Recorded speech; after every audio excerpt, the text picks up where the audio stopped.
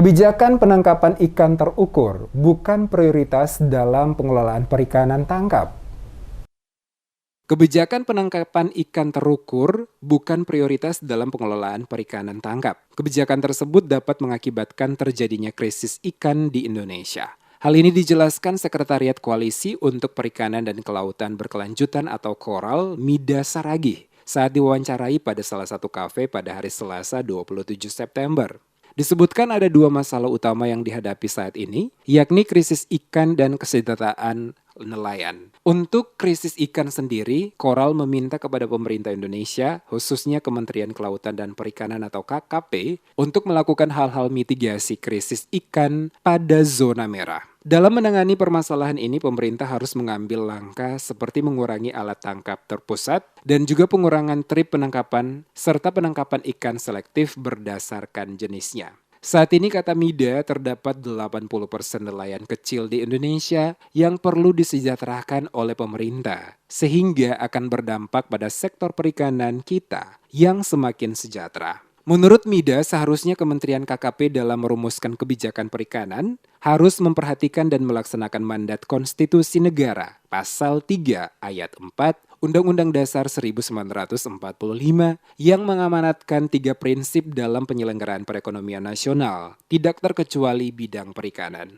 Kebijakan peningkapan ikan terukur berbasis kuota saat ini sedang dalam tahapan uji coba. Kebijakan tersebut memberikan peluang kepada investor di dalam dan luar negeri untuk memanfaatkan sumber daya pada zona-zona industri melalui perizinan khusus berjangka 15 tahun. Uji coba perizinan khusus dilaksanakan pada 3 pelabuhan, yakni Pelabuhan Perikanan Nusantara atau PPN Tual di Maluku, PPN Ternate di Maluku Utara, dan PPN Kejawaan di Jawa Barat. Dengan kondisi WPP di Indonesia sebagian besar mengalami perikanan tangkap berlebih, maka diperlukan kebijakan keberlanjutan yang kuat atau strong sustainability.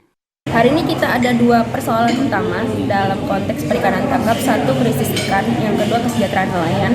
Nah, untuk krisis ikan kami meminta kepada pemerintah Indonesia, khususnya KKP, yang hari ini memang mengemban tugas untuk mengelola kelautan dan perikanan kita supaya melakukan hal-hal yang bisa memitigasi krisis ikan di kawasan yang sudah merah. Kita tahu bahwa di WPP 718, 715, 714 itu sudah mengalami krisis ikan dan predikatnya merah atau over eksploitasi. Nah, apa yang perlu dilakukan oleh pemerintah yaitu pertama, pengurangan alat tangkap merusak, pengurangan trip penangkapan ikan, dan juga penangkapan ikan yang selektif berdasarkan jenisnya. Ia menambahkan berlandaskan pada konstitusi RI, pemerintah perlu menunjukkan keberpihakan pada keberlanjutan sektor perikanan tangkap, sekaligus keberpihakan kepada nelayan skala kecil. Kebijakan penangkapan ikan terukur berbasis kuota jangan sampai mengulang kegagalan Indonesia dalam pengelolaan sumber daya ikan dengan memberikan akses khusus bagi pemodal di zona tertentu. KORAL mengkhawatirkan dampak lanjutan terjadinya eksploitasi penuh di seluruh WPP di Indonesia. Terlebih saat ini pengawasan perikanan tangkap di Indonesia masih lemah dan perlu diperkuat sebagai prasyarat utama untuk berjalannya kegiatan perikanan tangkap di Indonesia.